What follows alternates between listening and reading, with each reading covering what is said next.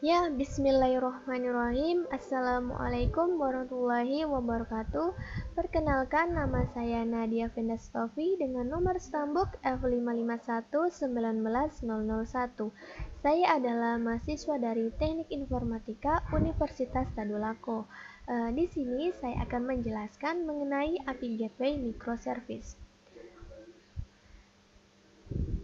Sebelum saya menjelaskan API Gateway Microservice, saya akan menjelaskan mengenai apa itu API.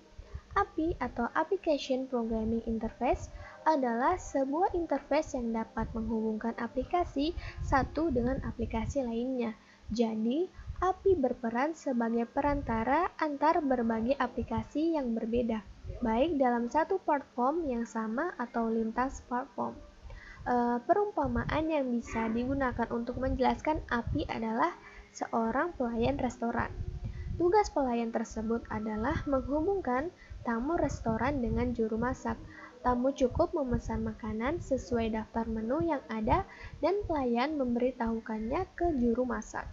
Nantinya pelayan akan kembali ke tamu tadi dengan masakan yang sudah siap sesuai pesanan. Itulah gambaran tugas dari API dalam pengembangan aplikasi. Untuk lebih jauhnya, API sendiri bisa digunakan untuk komunikasi dengan berbagai bahasa pemrograman yang berbeda. Hal ini tentu cukup memudahkan bagi developer, bahkan developer tidak perlu menyediakan semua data sendiri karena cukup mengambil data yang dibutuhkan dari platform lain melalui API. Nah, tidak hanya itu, API juga memungkinkan Anda untuk mengembangkan sebuah website dengan berbagai fitur yang lebih lengkap. Jika menggunakan WordPress, Anda bisa melakukan integrasi dengan berbagai platform menggunakan API.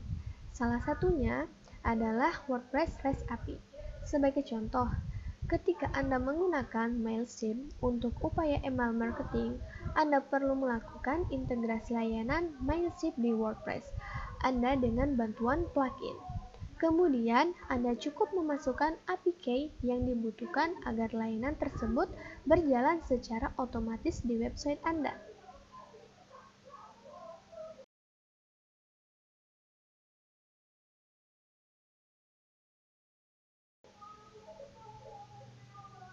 Nah, sekarang kita akan membahas mengenai microservice. Microservice itu sendiri sebenarnya adalah kumpulan dari beberapa service atau kumpulan dari beberapa API yang biasanya berbentuk REST API dan menggunakan protokol HTTP. Nah, gambaran dari microservice seperti ini. Konsep utamanya adalah memisahkan setiap service menjadi suatu independen. Dengan begitu, aplikasi yang dikembangkan menjadi lebih scalable dan reliable. Service-service yang ada dapat dikembangkan sendiri-sendiri tanpa mengganggu service yang lain. Untuk itu tentunya kita harus membuat suatu mekanisme di mana front-end dapat memanggil back-end service. Cukup mudah memang bila setiap front-end langsung memanggil back-end service masing-masing. Tipe microservice. Adapun tipe-tipe dari microservice yaitu yang pertama, stateless microservice yang biasanya tidak memiliki database.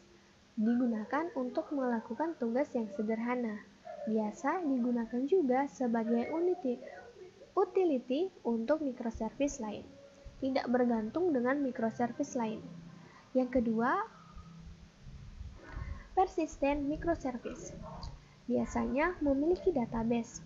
Biasa juga disebut sebagai master data microservice. Biasa digunakan untuk mengolah data database atau CRUD. Yang ketiga yaitu aggregation microservice. Tergantung dengan microservice lain. Biasa digunakan sebagai pusat business logic aplikasi. Boleh memiliki database atau tidak. Tidak bisa berdiri sendiri.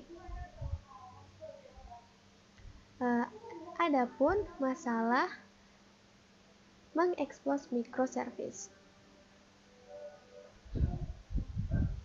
Yang pertama, semua servis bisa diakses dari luar. Jika butuh autentikasi harus diimplementasikan di semua servis. Rawan terjadi kebocoran data. Adapun arsitektur microservice. Yang pertama, aplikasi-aplikasi kecil yang saling bekerja sama. Fokus mengerjakan satu pekerjaan dengan baik, independen, dapat dideploy dan diubah tanpa tergantung dengan aplikasi lain. Setiap komponen pada sistem dibuat dalam servis. Komunikasi antar servis biasanya melalui network call.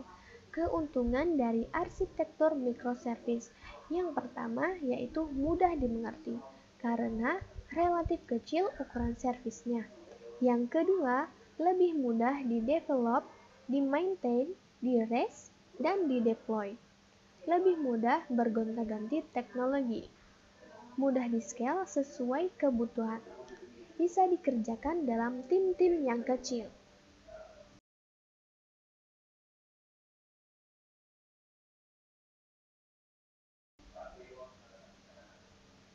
Nah, yang selanjutnya yaitu kita masuk pada API Gateway. API Gateway adalah aplikasi atau server yang bertindak sebagai single entry point pada sistem yang kita bangun. Dalam hal ini, aplikasi yang kita bangun dengan arsitektur microservice. API Gateway adalah aplikasi yang bertugas sebagai gerbang dari luar ke dalam.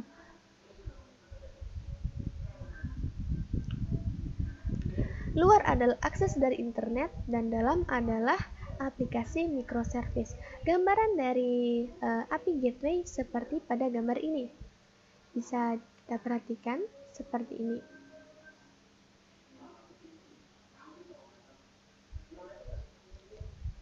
Yang selanjutnya yaitu tugas dari API Gateway.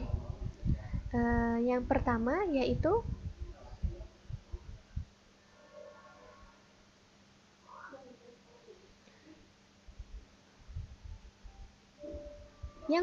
yaitu sebagai proxy server ke semua aplikasi microservice dan melakukan route dari request yang dilakukan front end ke masing-masing back end. Kira-kira desainnya seperti ini.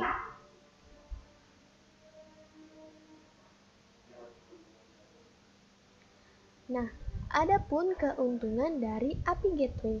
Yang pertama, lebih aman karena satu gerbang. Yang kedua, servis tidak perlu mengimplementasikan proses autentikasi, cukup dengan dilakukan di API Gateway.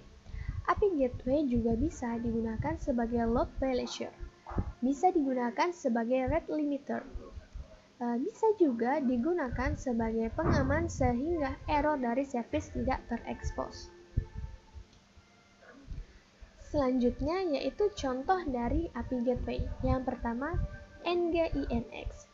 Yang kedua, APC HTTPD. Yang ketiga, Kong. Yang keempat, Netflix Zone. Yang kelima, Spring Cloud Gateway. Nah, itulah tadi penjelasan saya mengenai API Gateway Microservice. Semoga kalian dapat memahaminya. Apabila ada kesalahan dan kekurangan, saya mohon maaf. Wassalamualaikum warahmatullahi wabarakatuh.